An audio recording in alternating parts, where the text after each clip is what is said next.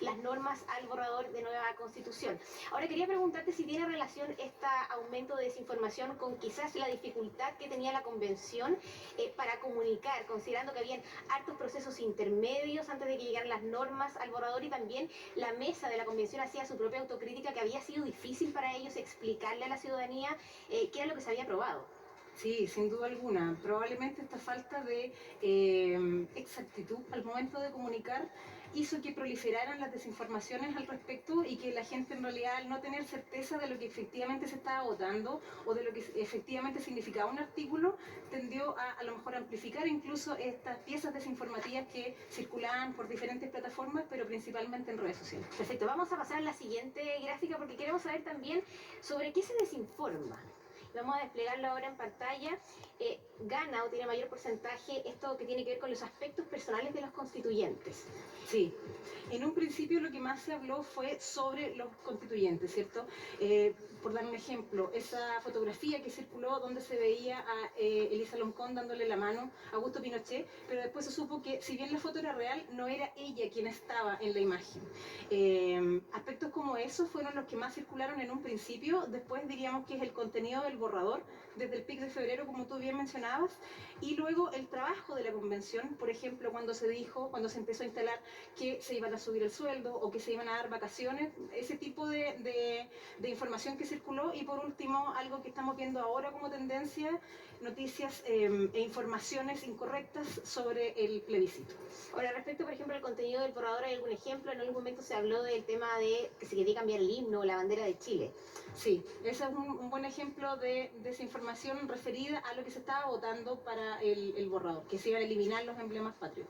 Y ahora vamos a ver el objetivo de la desinformación, porque esta información falsa que circula, me imagino sobre todo en redes sociales, ¿no? Tiende a ser más desfavorable para la Convención Constitucional que favorable. En su mayoría, prácticamente toda la desinformación es desfavorable, ¿cierto? Completamente. Nosotros empezamos a analizar si estas piezas desinformativas tenían, ¿cierto?, como fin favorecer o desfavorecer el trabajo y el proceso constituyente, y nos dimos cuenta que la gran mayoría buscan en realidad desfavorecer lo que se está haciendo.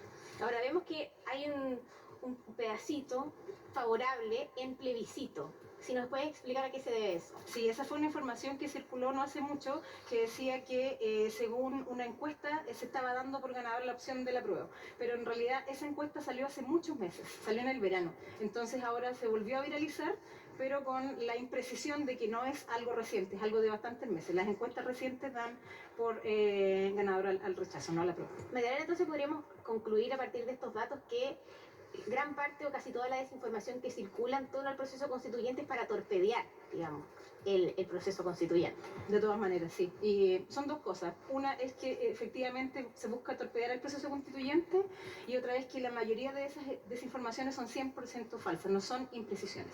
Ahora, ¿de dónde viene esta desinformación? ¿Viene de personas que están externas al proceso o también viene de los propios convencionales? Nosotros hicimos dos análisis separados. Tenemos uno particularmente para mostrar un poco, ¿cierto?, cómo ha sido la verificación de afirmaciones que han salido desde la propia convención, desde los propios constituyentes. Sí, la tenemos en la próxima gráfica, así que la vamos a mostrar porque está muy interesante. Analizaron por colectivos también.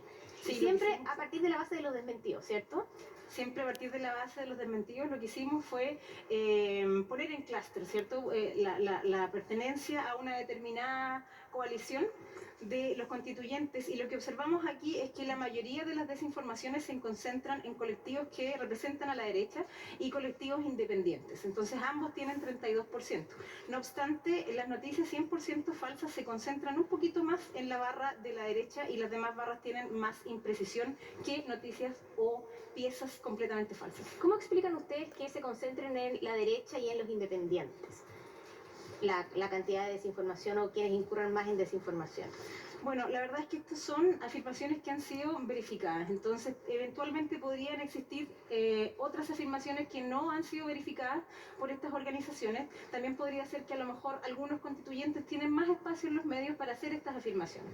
Ahora, aparece abajo de cada una de estas barras un representante de esos colectivos: Bernardo Fontaine, está Gaspar Domínguez, Jennifer Mella, Felipe Arboe, Rosa Catrileo. ¿Por qué están esos convencionales ahí en esa gráfica?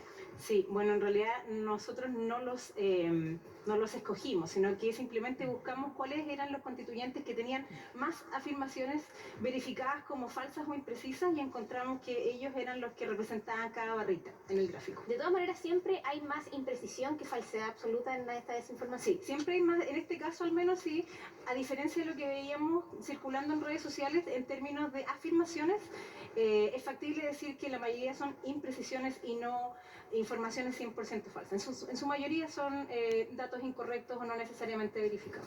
Ahora vamos a pasar a ver la desinformación en WhatsApp. A mí me han llegado información WhatsApp con información falsa, a mi familia, a mi mamá constantemente, entonces ven